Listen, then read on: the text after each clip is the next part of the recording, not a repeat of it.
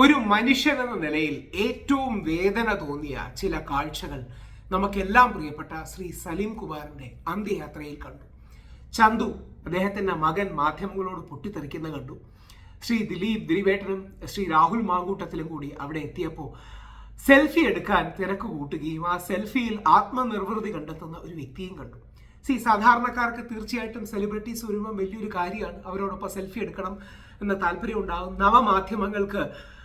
നവമാധ്യമങ്ങളെ ന്യായീകരിച്ച് ചില ആൾക്കാർ പോസ്റ്റ് ഇടുന്ന കാണുകയുണ്ടായി. കാര്യം ഈ സിനിമാ താരങ്ങളെല്ലാം നവമാധ്യമങ്ങളെ ഭയങ്കരമായി ഉപയോഗിക്കാറുണ്ട് അവരുടെ റീച്ചിന്, അതൊക്കെ സത്യമാണ്. പക്ഷെ നമുക്കെല്ലാം പ്രിയപ്പെട്ട ശ്രീ സലീം കുമാർ വിട പറയുമ്പോൾ ആ വേദനയും ഒക്കേഷനും മനസ്സിലാക്കാതെ ഒരു മാന്യതയും മിതത്വവും മയവും കാണിക്കേണ്ട ആവശ്യമില്ലേ എന്ന് നമ്മൾ ഓരോരുത്തരും ചിന്തിക്കണം. അതിലെ 2-3 കാഴ്ചകൾ വളരെ വിഷമം തോന്നിയ കാഴ്ചകളാണ്. ആ കാഴ്ചകൾ നിങ്ങളുമായി പങ്കുവെക്കാം. ചന്തു പൊട്ടിത്തെറിക്കുന്നതാണ്. ചന്തു ആ പൊട്ടിത്തെറിക്കുകയും അവരോട് സംസാരിക്കുക.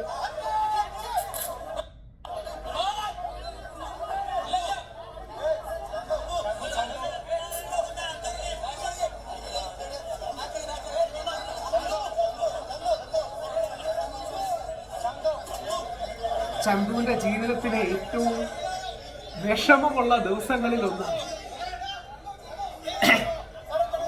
സ്വാഭാവികമായിട്ടും ചന്തുവിന് ദേഷ്യവും വിഷമവും തോന്നുന്നതിന് നമുക്ക് കുറ്റം പറയാൻ കഴിയും.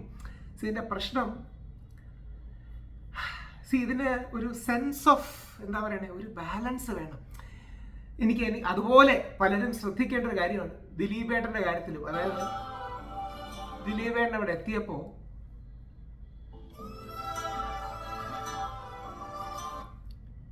ആ മനുഷ്യനെ സമ്മതിക്കണം. ദിലീപേട്ടൻ കരഞ്ഞുകൊണ്ടിരിക്കുകയാണ്.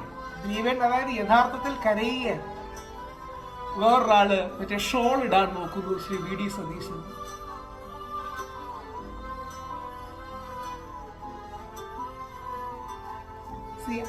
അങ്ങനെ ചൂടാവണ്ടിയും ദേഷ്യപ്പെടേണ്ടിയും അയാളുടെ മുഖം ഒന്ന് നോക്കിയോണേ.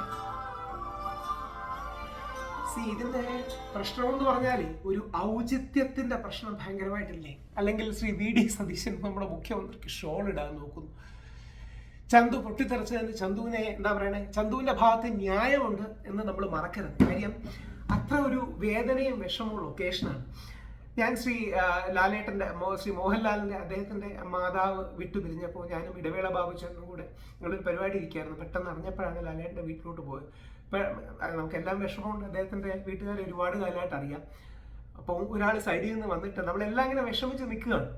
വന്ന് ചേട്ടാ ഒരു സെൽഫി എടുക്കട്ടെ എന്ന് ചോദിക്കുക. അപ്പം നമുക്ക് അത് ഒരാൾ വന്ന് സെൽഫി എടുക്കട്ടെ എന്ന് ചോദിക്കുന്നു, വേറൊരാൾ വന്ന് സെൽഫി എടുക്കുന്നു. വേറെ ആൾക്കാർ അവരുടെ മോഹൻലാൽ കരഞ്ഞുകൊണ്ടിരിക്കുകയാണ് ദൂരെ നിന്ന്. അല്ലെങ്കിൽ അദ്ദേഹത്തിന്റെ കണ്ണിങ്ങനെ നിറഞ്ഞ് വിഷമിച്ചിരിക്കുകയാണ്. അദ്ദേഹത്തിന്റെ അമ്മ പോയതല്ലേ, അല്ലെങ്കിൽ ചന്തുവിന്റെ അച്ഛൻ പോയതല്ലേ. അപ്പോൾ ഇത്തരം കാര്യങ്ങൾക്ക് കുറച്ച് മയവും മിതത്വവും മര്യാദയും വേണം. ഇന്നത്തെ കാലത്ത് എല്ലാവരുടെ കയ്യിലും മൊബൈലുണ്ട്. അതുകൊണ്ട് ആരെയും തടയാനൊന്നും പറ്റില്ല. അദ്ദേഹത്തെ പോലെ ശ്രീ സലീം കുമാറിനെ പോലെ മലയാളികൾ ഇത്രയും സ്നേഹിച്ച ഒരു വ്യക്തി ആയതുകൊണ്ട് ഒരുപാട് പേര് വരും, മാധ്യമങ്ങൾ കാണും.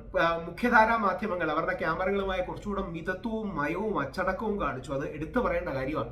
എന്നാൽ കുറെ കൂടെ നവമാധ്യമങ്ങളും സോഷ്യൽ മീഡിയയും ഇൻഫ്ലുവൻസേഴ്സും മൊബൈലുമായിട്ട് റീലടക്കം ക്രിയേറ്റ് ചെയ്യുന്നവരും അവർക്ക് മാക്സിമം നല്ല ഫുട്ടേജിന് വേണ്ടി ശ്രമിക്കുകയാണ്. അവിടെയാണ് ഇതിന്റെ പ്രശ്നം.